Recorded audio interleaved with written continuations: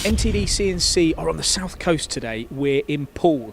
Now, if you know and watch our channel, you'll know that we do a lot of work with Victor CNC, looking at their machine tools, talking to their customers and finding out just how good their machines are. Now, the reason we're here, I'm at Southern Engineering Equipment. I know this guy from the past. This is John Spiers.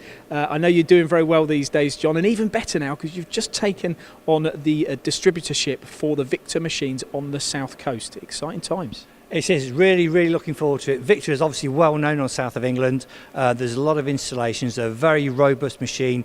We've got machines still installed, going strong from the 80s, so that it's a proven machine. And I think the good thing is now, previously engineers would have had to have jumped in their car and driven all the way to Rochdale to see some of Victor's machines that are available there to see in demonstrations. Now, if they're kind of below Birmingham way, it's probably maybe quicker to come here and see the machines. Absolutely, yeah. We've got two machines set up here today.